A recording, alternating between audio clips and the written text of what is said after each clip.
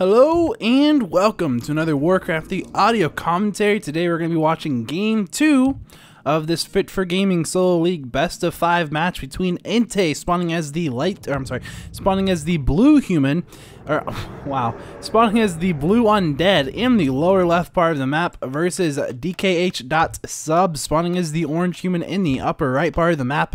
This is Two Rivers, an old ladder map, so you may remember it. I'm not sure what it's doing in this map pool. I guess they just wanted to use it. Personally, I'm not a fan of this map, I'll be honest. Most maps, I'm like, oh yeah, I love this map. This is a good map. One of my favorite maps. This one, probably my least favorite map that we're going to watch today. So, yeah. But anyway, to get this game underway, we do see that Sub is going for the Archmage first, going with a forward scout tower right there. As you can see, going to turn that into an arcane tower. Over for EnTeee, we can see he is doing a ghoul build once again, opening with Death Knight. Of course, and again we can tell that it's a ghoul build from that second ziggurat going up instead of the graveyard or a tech. So we're going to see him, perhaps we'll see another 5 ghoul tech. That's what we saw last time. So we'll see if we see that again. There is a Acolyte Scout right here on the map, and we can see of course over here that there's a footman now. Oh crap. This is going to make a little bit of noise. There we go. Sorry. Had to shut that window. I forgot that that was open. So yeah, back to the game.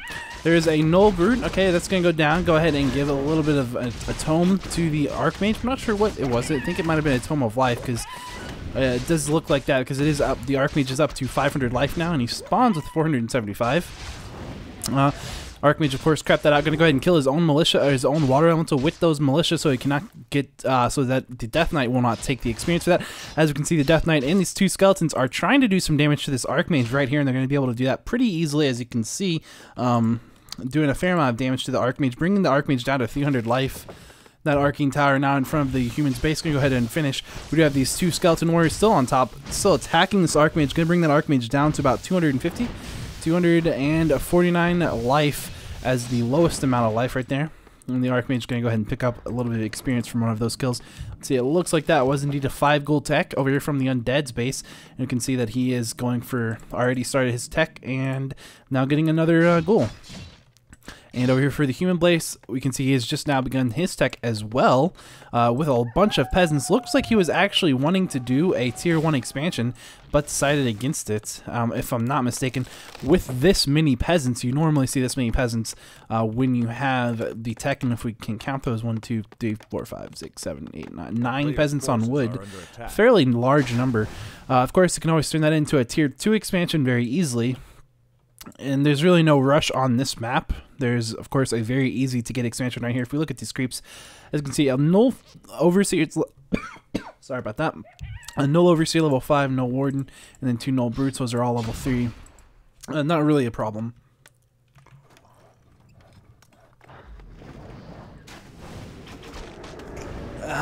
Sorry. About to start coughing here. Not sure why, but I have a water bottle Brita filter now, and it's amazing. So good. But the problem is that I have a cup that I forgot to pour the water into.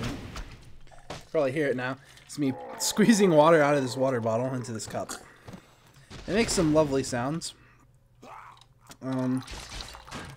It's lovely sounds, really. It doesn't come out very quickly. Player's forces are under attack. The problem with the water bottle is that it's very difficult to drink out of that while casting.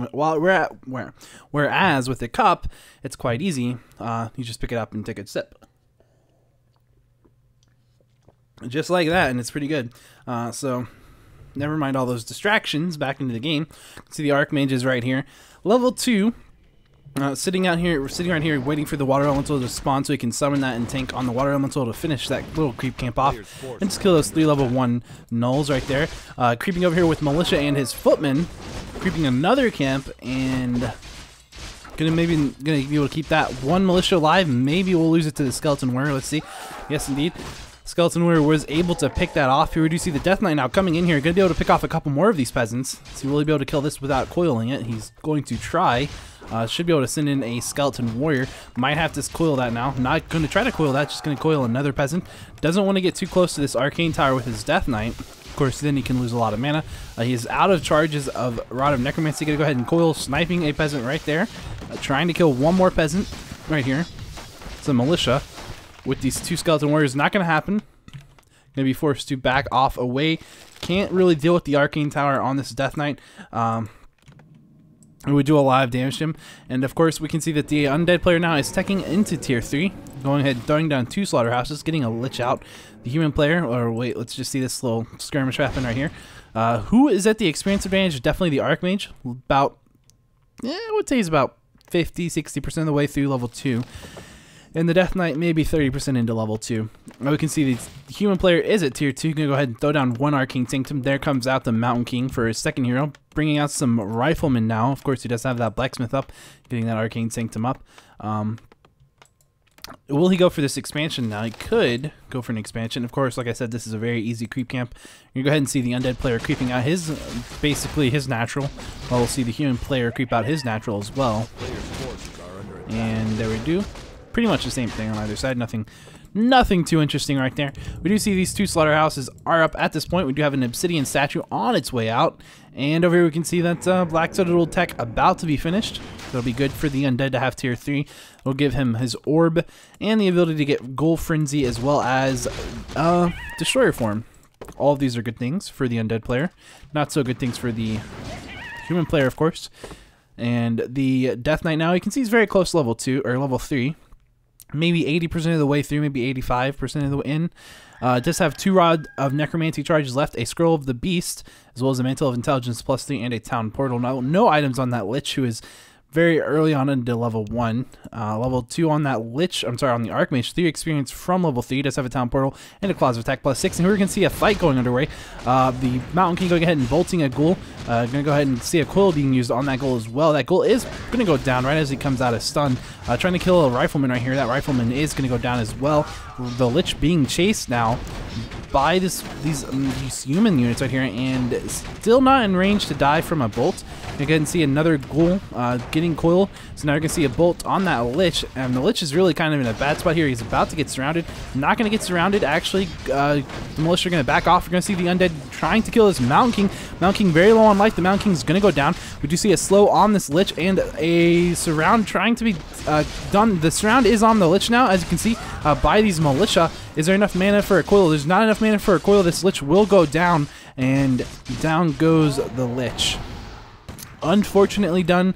Unfortunate for EnTeee, but nicely done by Sub to go ahead and surround that Lich just like that and kill it like that. Now we do see, if we look at the food counts for both armies, you can see that the human player Sub at 41 out of 60 food, and the undead player at 44 out of 50 food. Does that include... Yes, indeed. Both of those second heroes being revived. We do see 2 destroyers being used over here to help try to deal with this army. Go ahead and see that Ghoul about to go down. Going to get a Quill, very nicely done. And will we see any more of these units going down from the human player? Does not look like it. Over here we're going to see that the undead will go ahead and creep out this camp, this goblin laboratory right here. Shouldn't be too hard for him to creep that out. He does have these destroyers, and these units do actually cast a lot of buffs, which means free mana for the destroyers.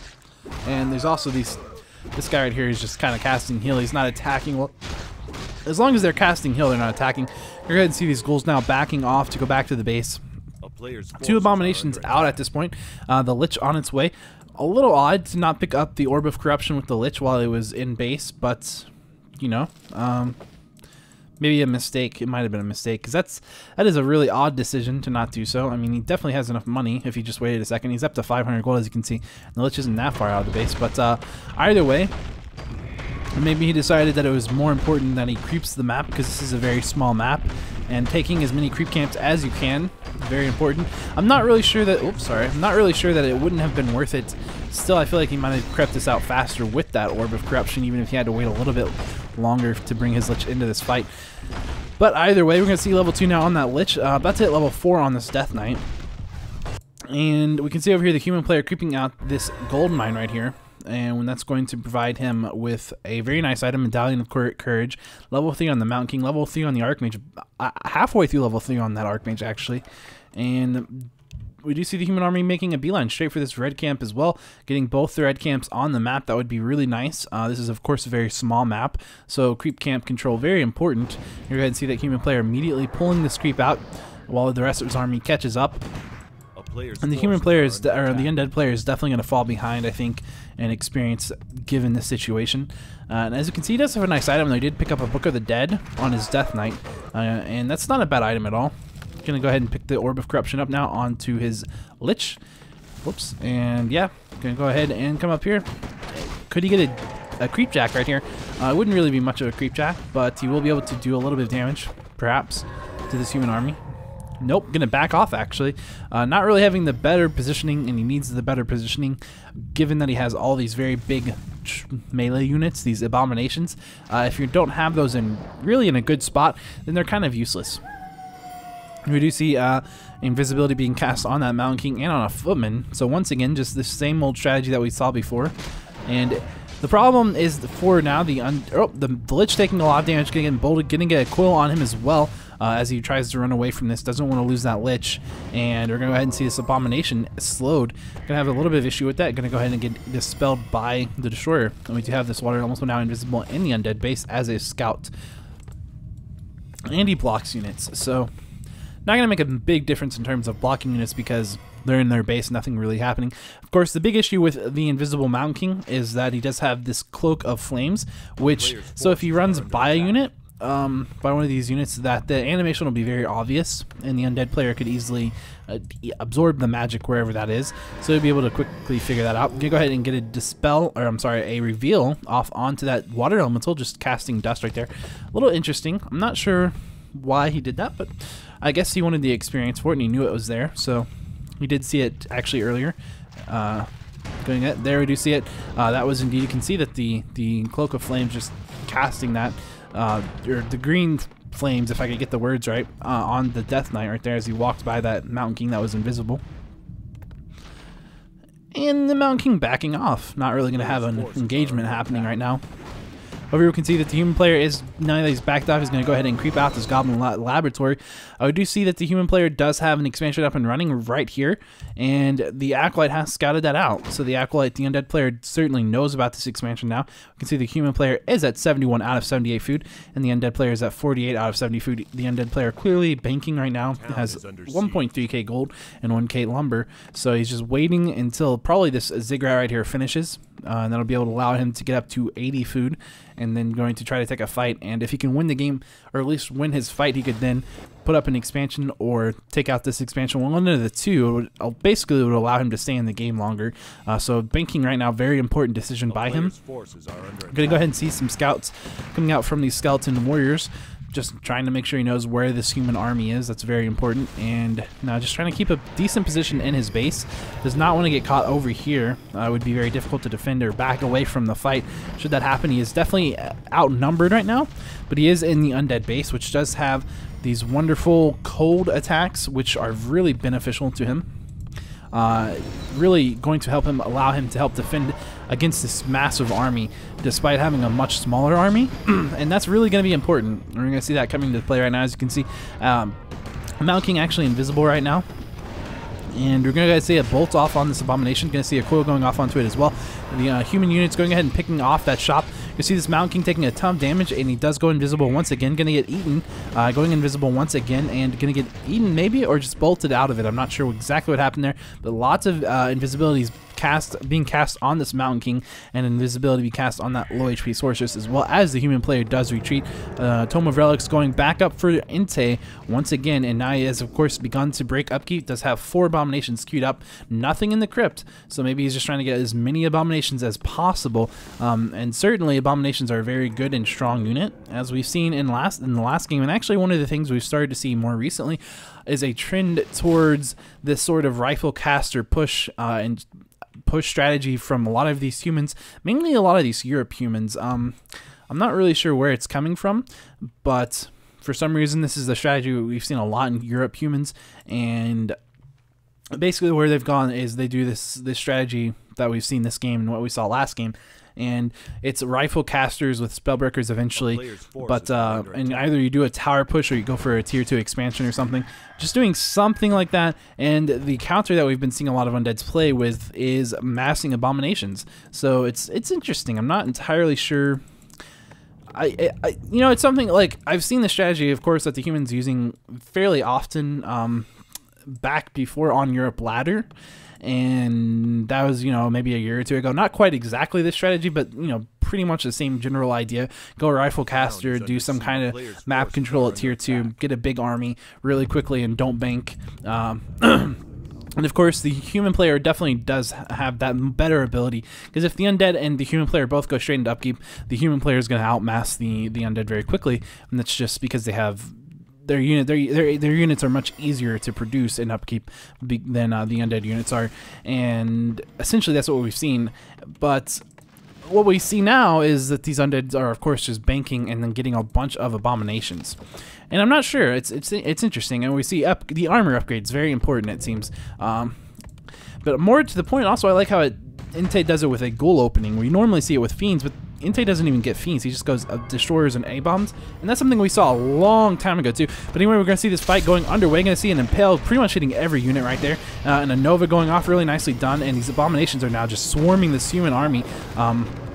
When the undead gets to this big of an army, as you can see, that is 2, 4, 6, 7, 8, 9 abominations in this undead army. It's very difficult for the human player with a rifle caster army to really do anything to this army. Of course, the destroyers right here can provide the necessary dispel for the slows, and the slows are very important for the human player. And there is actually a bunch of frenzy ghouls right here, 5 frenzy ghouls in this base as well. But essentially the undead army can just kind of swarm around the human army and trap all those units and make them very difficult to maneuver, and that's a big problem. And of course, the abominations do a lot of damage to spellbreakers. They destroy the casters, and as you can see right here, they even do a lot of damage to the riflemen who have medium armor, which also takes extra damage from normal attacks, which abominations do.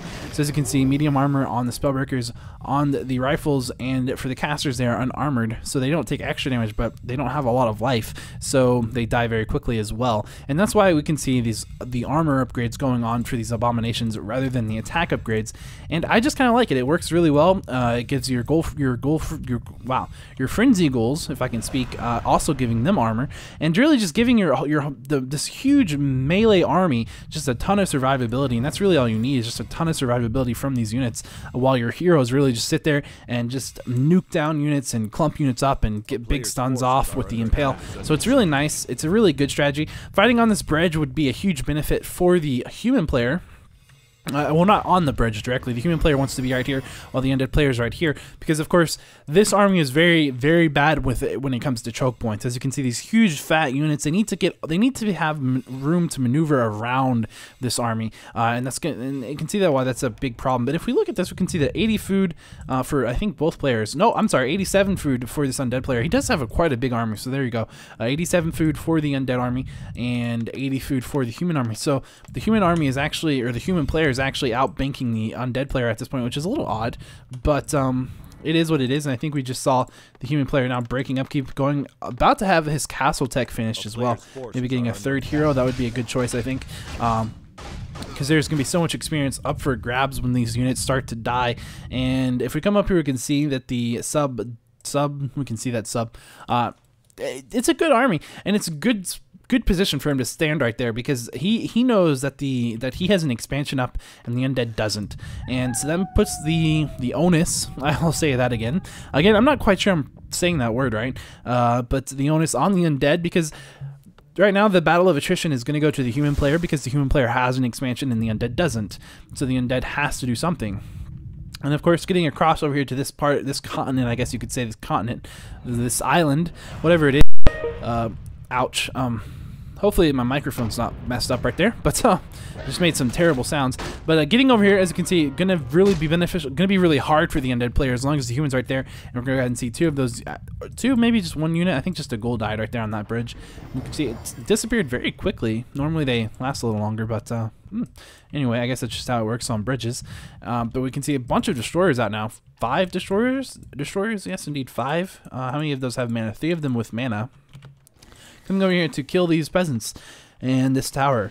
And that'll be good. That's actually a good move by the undead player, because if the human player comes up here to defend it, that will let the undead player come across this bridge. The undead player could potentially go all the way around, but he knows that he's being scouted by invisible units, and he doesn't quite know where they are, and he just knows that if he tries to make a move all the way over there, it's going to take him a long time to get over to this side, and the human player could just come and attack his base from this way. But we're going to see these destroyers going ahead and killing 4 of those peasants, and now the rifles, there is a couple of rifles, 3 rifles that have come up here to decide to fight. We do have Griffin aviaries going up, some Griffins on their way out now for this human player, and really the undead player really should do something. He needs to do something, more than maybe than just killing peasants, I'd say. I'm not sure, but I don't know. Maybe killing peasants is enough. We'll see. We'll have to wait and see. But it feels to me like, you know, the longer the game goes, the better the benefit is for the human player. But then again, I suppose the undead is putting up an expansion right here. So if you can get an expansion up, then you would be okay. It would be no problem to keep this game going for a long time. Not a problem. And we do see, if we look at the upgrades, 2-1 on those rifles. Of course, no upgrades on the destroyers. Seeing 2 of those peasants going down as this peasant tries to go ahead and pillage this town hall. You can see the final peasant going down as well, perhaps. Or at least the destroyers are trying to kill it. They don't want him, or the undead player, of course, does not want the human player to get another expansion up. That would be a problem. There is a water elemental that's invisible right here. We could potentially see this going ahead and harassing this acolyte or this haunted gold mine. Maybe we won't, or maybe we will. We'll have to wait and see. But for the rifle upgrades, just so you know, 2-1 upgrades on those rifles. Of course, the sorceresses are at adept training. Of course, the spellbreakers and griffins are at, well, the griffins are at 1-1, and the spellbreakers are at 1-0, and priest at initiate. But I think both players are probably saying this map sucks. I'm not sure what can't quite read what they say, but I don't know anybody who would like this map. It's not a very good map in my opinion. But either way, 0-1 upgrades on those abominations and ghouls, and of course 0-0 once again on those destroyers. So the human player definitely has the better tech right now, and we're just seeing these destroyers being really nice harassed by these destroyers. Of course, he's abusing the fact that he can simply run them out and then come over here and heal them up with death coil, and he doesn't really have to worry about it too much. And we do have a statue on the way over there now, so you can even use that as well. You can see that the food counts 95 out of 100 with this statue that's in queue for the undead player, and 95 out of 100 for the human player as well. So we 2 massive armies. So I know it's a little boring right now, but at some point we're definitely going to see some action, because just huge armies. We just see these Griffin Riders actually all invisible, which is actually quite interesting. It's an interesting tactic. Certainly the undead won't be expecting that, but he can deal with it with his destroyers and with his nukes over here. So, you know, well, because there's simply not that many destroyer or Griffinate riders right now. 4 right there. I think there's another one over here. So yeah, 5 total, and we might see, I think, enough food for 2 more. But I don't know. We'll see. We'll have to wait and see exactly what happens. Of course, there's wow, that's a lot of courses, but there is enough food now. We can potentially see both of these destroyer or statues being morphed, and that'll bring the undead up to 99 food out of 100, and there is enough resources for the undead to currently do that. So he might just be waiting for his time to go ahead and try. We do have 1 Griffin Rider right there, and that is visible. There are currently 5 Griffin Riders right there in total. And will we see a Nova on it? Perhaps not. We do see the human player now beginning to cross this bridge. Now the Mountain King going ahead and opening up. You can see these units that were on hold position previously now going to go ahead and begin to try to collapse into something. The human player doing pretty good, as you can see. A good position for him with his units right now. A bunch of his rifles are actually invisible. It's a little odd to see. But now we can see this fight actually getting underway. Now that the human player has completely crossed the bridge, the fight might be a better positioning here for the undead player. We can see that the Book of whatever necromancy going ahead and being used, and a nice stun right there, getting a little of bit of those units. Of course, there's just so many units, and who's going to win this fight exactly, I'm not sure. Right now, it's looking to me like the human player is certainly winning this fight. You can see that Death Knight is taking a ton of damage. He is at level 4, not quite level 5, taking a lot of damage. And the Mountain King, of course, also taking a ton of damage. Could get an invisibility cast on him at some point, but he's going to be able to actually get back across that bridge and going to be safe on the other side. And you can see these destroyers trying to do something to kill these griffins and such, but it's not going to happen. The Crypt Lord getting bolted, also going to get coiled almost at the same time, but the coil is not going to quite hit, and the Crypt Lord is going to go down. We do still have these 2 statues that could morph, and now the undead player is being forced to back off after he's lost this fight. Going to go ahead and summon the rest of those statues into destroyers right now, and he does have quite a few destroyers, but destroyers are not such good against riflemen. You can go ahead and see that as they run into position, or trying to get into position, we do see one of the destroyers immediately being picked off by riflemen, and the Lich coming in here with the rest of the units. Gonna go ahead and Nova. Of course, you do need to play Coil Nova game pretty much very heavily when you get into this position where you have a bunch of destroyers versus rifles. Gonna actually see the Mountain King. I'm sorry, the Mountain King bolting the Death Knight, and the Death Knight actually gonna go ahead and die. Not a good spot for this human player or the undead player at all. The human player in a really nice spot. I'm gonna go ahead and kill the Lich as well. GG is gonna be called by EnTeee, and that's a good game. So that's game 2. So there was that was a little boring there for a little while, but quite an interesting conclusion. 2 huge armies fighting it out, and the human player really taking the better positioning just at the start of that fight, and he really pushed it really hard, and he ended up winning the game. So good job to Sub. Of course, good job to both players, but a nicely done by Sub, of course, because he actually won the game. So that's game 2. If you missed game 1, you can click here. And if you would like to watch game 3, you can click here, and I'll see you guys there. Hopefully you'll enjoy them. I enjoyed this game. I thought it was pretty good, and we'll see you guys hopefully in game 3.